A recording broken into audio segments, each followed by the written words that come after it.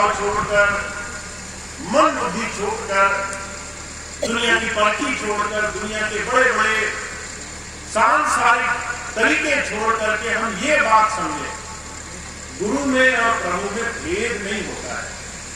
उस प्रभु को जब हमें संसार में इस मन इंद्री के घाट से छुड़ाने की कोई जरूरत पड़ी, तो एक शरीर जामा लेकर के हमारे बीच में आ गया। बस इतना ही बात है। उसमें और परमात्मा में कोई फर्क नहीं है। तो वो शरीर की मर्यादा रखता है, इस शरीर के कष्ट भी उठाता है, इस शरीर के सुख दुख भी रोकता है, सांसारिक मनुष्यों की तरह साधारण जवाब बोलता है, कभी दुख भी दिखाता है, कभी सुख भी दिखाता है।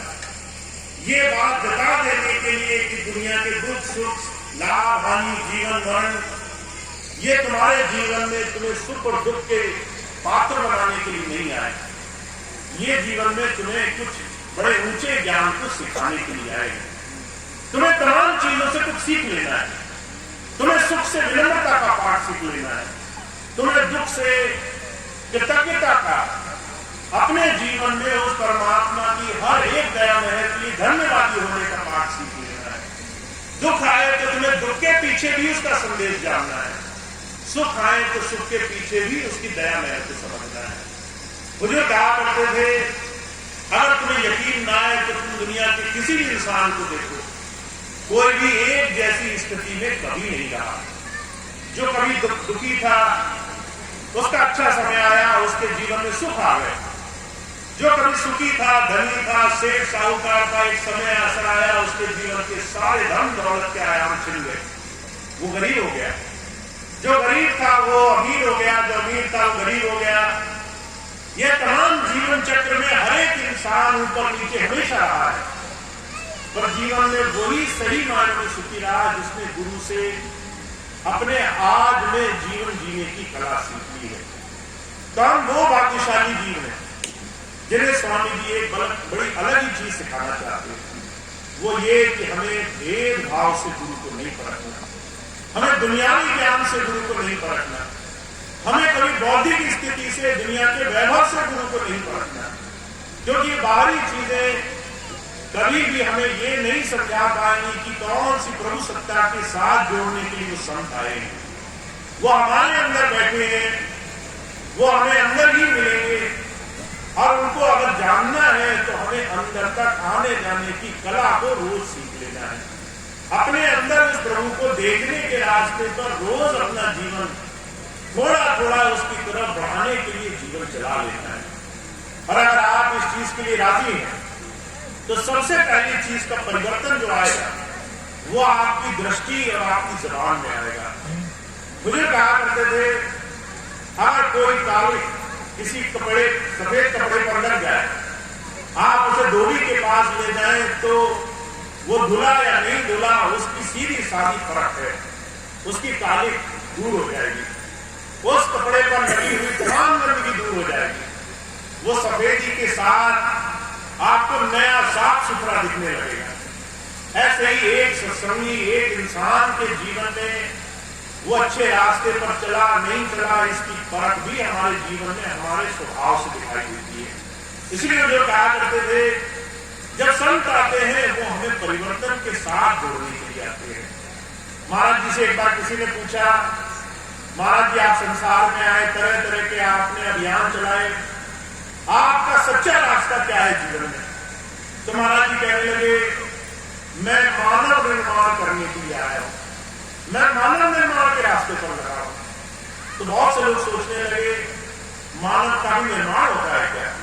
मनुष्य भी बनाए जाते क्या? मनुष्य तो पैदा होते हैं, बने बनाए आते हैं। महाराज जी कहते हैं मनुष्य निर्माण करना है।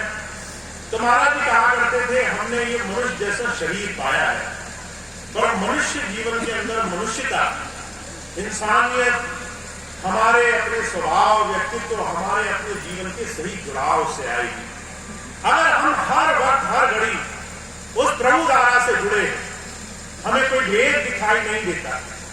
अगर हमें गुरु का स्वरूप अंतर के स्वरूप की तरह दिखाई देता है, तो आपके लिए बाहरी चीजों का महत्व जीवन में दुनिया की धूल मिट्टी के समान हो जाएगा। और अगर आपने उसको अंदर नहीं जानना जानने की कोशिश की, उसके साथ अंदर जुड़ने के लिए जीवन नहीं दिया, तो बाहरी तमाम लोग आपको भरमा कर ले जाएंगे, तरह तरह से आपको ठोकर खिलाएंगे, आपको बार बार दिक्कत परेशानी होगी, आप गुरु प्रेम से पीछे हट करके संसार की तरफ चले जाओगे।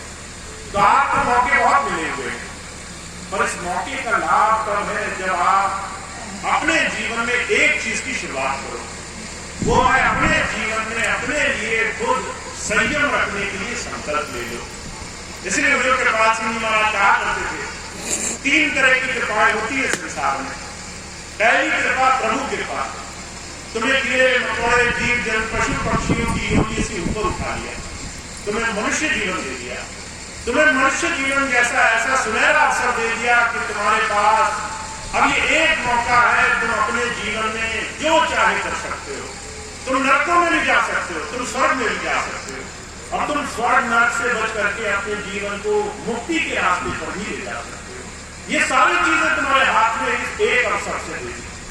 फिर दूसरी कृपा कर दी कि हमें किसी ऐसे अभ्यासी, ऐसे अनुभवी महापुरुष के साथ जोड़ने का सौभाग्य दे दिया। अगर आप इस चीज का आश्चर्य मानो, बाबा जयमल सिंह जी महाराज थे, उनके मन में जिज्ञासा जगी कि ऐसा संत कौन है जो मुझे नाम से, तो उन्हें कम से कम सैकड़ों महात्माओं का नाम लेना पड़ा। अनगिनत महात्माओं के पास जाकर के उनके तरीके सीखे, उन्होंने भजन सिमरन किया, जब कुछ नहीं मिला तो वो और आगे जाते रहे।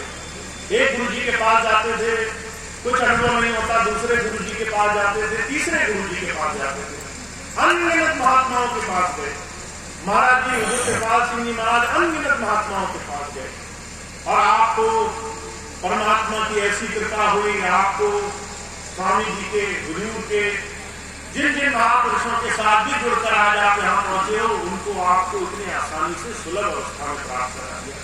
तो जो कहते दूसरी कृपा गुरु कृपा, कि तुम्हें गुरु मिले और गुरु ने तुम्हें नाम से जीवन के इस तमाम काल माया के जंजाल से छुड़ाने के रास्ते पर लगाया।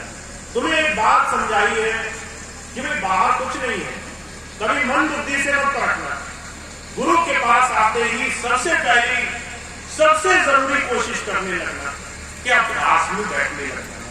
24 घंटे मिलेंगे तुम्हें, पूरा प्रयास ये करना कि तुम घंटा 2 घंटा दुनिया से हटा करके अपने गुरु को दे दो। उस वक्त मन शांत कर लो, एकांत में बैठ जाओ, उसके लिए प्रार्थना रखो, विनती रखो, पुकार रखो कि हे प्रभु, अगर तू कहीं मौजूद है तो मुझे खुद अंदर अपने आप से जोड़ने का रास्ता दे।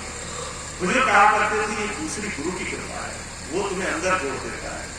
पर मुझे कहा करते थे इसके बाद तीसरी बहुत जरूरी कृपा की आवश्यकता है, हमें और आपको बहुत ज्यादा इसकी जरूरत है, वो है आत्म कृपा, कि भाई अपने ऊपर कृपा करते, अपना जीवन बर्बाद न करते, अपना समय बर्बाद न करते, अपने आप को तमाम बाहरी जड़ चेतन भूल भुलावे तमाम दुनिया के तमाम झंझटों में उलझा कर न रखते, भेदभाव में न उलझा करते, इतना समय बर्बाद न करते और अपने आप को अपनी भक्ति के रास्ते पर लगा करते। तो हमारे लिए ये बहुत आवश्यक है कि हम इन तमाम प्रश्नों में न पड़े। बहुत से लोग ऐसे हैं जो इसी प्रश्न में लगे रहेंगे कि तुम्हारे गुरु जी कौन, स्वामी जी या भैया जी, तुम्हारे गुरु जी कौन, तुम्हें जो है किससे जुड़ाव है। पर जो सच में उस प्रभुधारा से जुड़ा है उसे कोई भेद नहीं दिखाई देगा, उसे ये नहीं दिखाई देगा कि गुरु में भी कोई भेद होता है, उसे ये नहीं दिखाई देगा कि प्रभु सत्ता में भी कोई भेद होता है, उसे ये नहीं दिखाई देगा कि संसार के इन तमाम कामों में गुरु हमें हर तरीके से दुख देकर, सुख देकर, लाभ देकर, हानि देकर के हमें सिर्फ संसार से बचाने के लिए प्रयास में है। तो हमें बहुत सुंदर अवसर मिला है। अगर हम इस सुंदर अवसर का लाभ उठाना चाहते हैं, अगर अपनी वाणी, अपने मन, अपने स्वभाव की शुद्धता चाहते हैं, अगर हम चाहते हैं निर्मल मन से अपने जीवन में सिर्फ अपने मालिक को याद कर सकें, दूसरी चीजों के लिए स्थान ही ना हो हमारे दिल में, तो उसके लिए हमें अपने ऊपर आत्म कृपा करने की आवश्यकता है। हमें अपने जीवन में गुरु की बात पर चलने की, अभ्यास में अपने जीवन को गुजारने की आवश्यकता है। महाराज जी बात और कहा करते थे अगर तुमने गुरु की बात मानी तुम्हारा भला है, तुम इस काल कसाई से बच जाओगे। पर अगर तुमने उसकी बात मानकर जीवन में पहल नहीं करी तो गुरु जी का कुछ नुकसान नहीं होगा। ऐसा नहीं